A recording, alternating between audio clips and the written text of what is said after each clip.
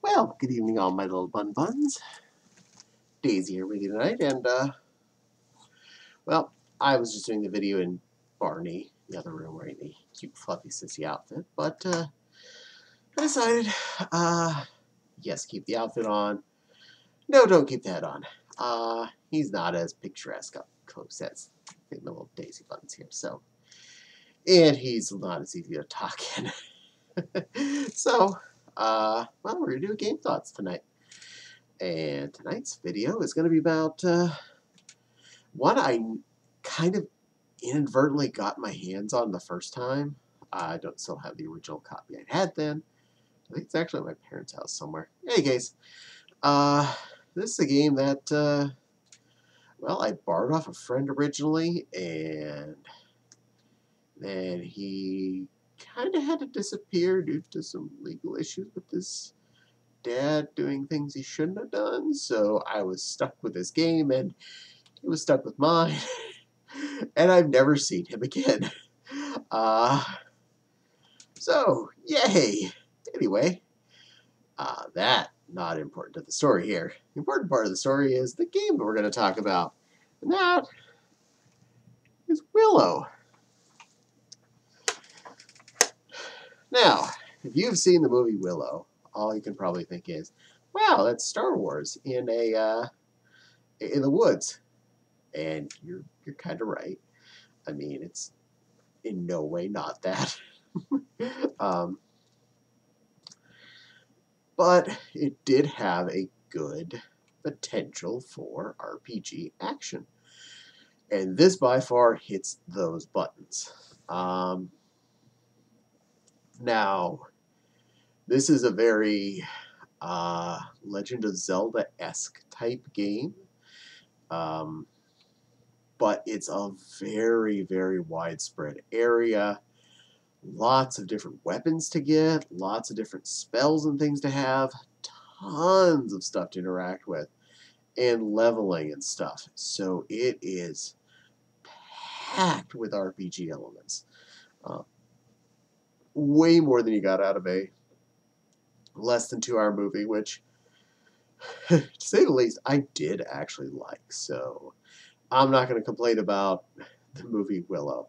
I enjoyed it. As soon as I found a copy on DVD at some point, I picked it right up without even thinking about it. Might even be Blu-ray. I can't remember for sure. I have it on disc of some sort on the shelf in the other room, all the other movies, and it's there.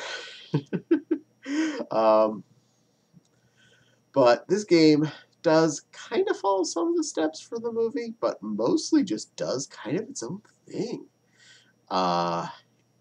In the fact that you are Willow and you're on a giant freaky quest. So many villages to visit. Okay, that's probably one of the few points I can remember that I wasn't as happy with. The villages weren't as interesting. The combat situation is way more fun. Townsfolk were not that great. A lot of kind of digital art with text next to it. I kind of would have rather had more pixel people than stopping and watching art with words. But, I mean, that's a minor gripe. The scenery in general in the game wasn't as brilliant as, say, a Zelda screen-to-screen, but there was a lot more screens to go through. And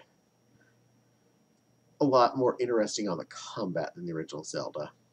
So you had a lot going on for it. Especially for a movie tie-in game, which I say very loosely in the tie-in part. The overall adventure scope was huge. So many different places to be, so wide of a area to travel about. Lots of bad guys to constantly be grinding against and killing and getting more levels and stuff. It really was almost a perfect game. There's some, again, the towns were about the only thing I would wish would have been better. A map system would have been awesome. This was back in NES days, and a lot of games didn't have maps. I mean, Zelda, Metroid, any of the Castlevania games. Okay, technically, kind of the Castlevania games did, but those were only just like the between levels things. But like Castlevania 2, no map. You just had to deal with yourself. And this was definitely that kind of a thing where, just like a Zelda game, you're just, I'm out here. Wish me luck. I'm going to find my way to somewhere. But yeah, it was pretty darn tasty of a game. I had a lot of fun in it the first few times. Its save system is based on codes, not a battery thing. So if you don't really want to play the whole game, you could always just hop on the interwebs, find a code for later on in the game, and you're wherever that is with whatever all weapons were available to the character at that time. So that's not bad. It's a good fast forward system if anyone doesn't feel like going through the whole thing. Now, I'd say the best part of the game is the blast of going through the whole thing, though. So, yeah, I recommend not doing that. But, yeah, it's your experience. Do what you want. I don't believe I paid too much for it. This doesn't have a sticker on it still from wherever I picked it up. But I don't remember I paid too much for it. It's not an overly hyped game, so most people aren't going to look for it. But definitely, again, as I mentioned before in other videos, like the Tiny Toon Adventures one, this kind of filled in the niche if you wanted more game, and your game has not come out with a new one yet. Say you've already played Legend of Zelda and 2, and you wanted more of that. You didn't have a lot of options, but this kind of game does fill in some of those holes. Whereas Tiny Toon Adventures gave you more platforming, this gave you more RPG. Also similar to, say, Final Fantasy, the first one. Effectively the grinding and getting levels and stuff and make your character better. Not the turn-based combat by far. This was definitely real-time sword swishy combat and throwing magic doodles out. Like the acorn that turns the bad guys to stone from the very beginning of the movie. You get that. That's like your first magic spell. The character sprite definitely does look like Willow, aka it looks like a young Warwick Davis. And that's really cool. I like the fact that they did put in that kind of detail. I mean, it's not a perfect representation because he's a little pixel man, and, well, in real life, he's not a pixel man. He's actually, flesh and blood. So there's that. But they did a good representation of him. All the other characters as they show up. Most other characters are either just kind of like pixelized art with words next to them, and occasionally some small sprite on the screen to represent them, like the tiny men, what they're called. It's been a while since I watched Willow last. The little tiny dudes, they were just kind of like little itty bitty pixel mans on the screen until you talk to them, and then they became pixelized art with words next to them. Now, not to say it was bad pixelized art. If anything, I'd say that was pretty darn good for NES era as far as detailed picture work they were able to generate with limited graphic control. So I don't fault them on that. That was actually pretty good for what they had to work with. In fact, it looked fairly appropriate for the era of where Willow would have been interacting, so that's actually pretty cool. It felt appropriate. Still, I would have preferred little pixel people or something like that. Similar to Final Fantasy 1, when you go into any of the stores, you would have seen your stack of people and the person behind the counter, that kind of thing. I'd like to say Pixel Willow talking to, Pixel whatever his dude was named, that, you know, Mad Mortigan. That, hey, I remember something. I remembered a name. That's the first. Yay me.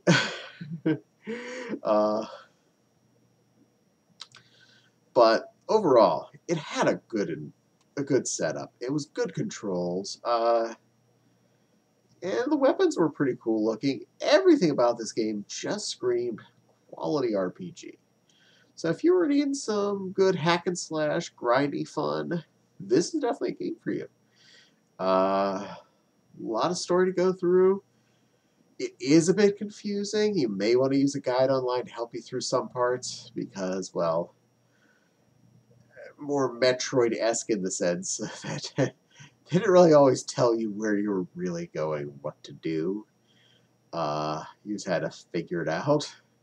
So, online guide may be a help here. Not telling you to just cheat and give up and, you know, let someone else tell you how to play the game, but nowadays it's not like we all have the time to sit around, and actually right now we do have all the time to sit around, but we have other things we'd like to do, other games we'd love to play, so yeah, go for it. Use a guide. I'm not ashamed of those. I kept a guide out when I just played Final Fantasy 1 again. It was like 2 days ago. I went all the way through it. And did all the bonus dungeons in the PSP version. Except one so far. I haven't done the time dungeon yet. The newest one that's added on. I promise I'm going to get through it all. Anyway, yeah. Guides are okay. Guides are cool. Anywho. Yeah, if you can find it, I got it pretty darn cheap if I remember right. It's a good game. It's not the worst. It's not the best. I'd say it's a B plus. B plus to an A. It's not S plus rank or anything like that, but you know, B to B plus, maybe upwards of an A, depending on your opinion of this kind of game. And or the source material, because if the concept of Willow bores you, then this will not help your fun at all. Anyway, this little bunny, thanks for watching, and watching her be a silly Barney head, a head on Barney body, sissy fluff thing. Definitely want. I hope you like, comment, and subscribe. Don't forget the little dingly bell at the bottom. Let me know that. To let you know when I post new videos. If you wouldn't mind commenting, if you did have this game or experience it as a child or whenever, tell me what you felt about it. Did you like it? Did you have fun with it? Did you think it was a piece of piece of doo-doo? Or did you at least think it was fun? Yeah, that's a good enough set of questions about that. And my Patreon link is in the descriptions below. Mwah! And I would love that if anyone felt like donating to that. I do use every penny that's put in there to help better the channel and buy new stupid stuff to either add lighting, video quality, audio quality, or just visual items like a silly Barney costume. Anyway, still again, thank you for watching this silly bunny talk to you, and hope you all have a fluffy, cuddly rest of your day.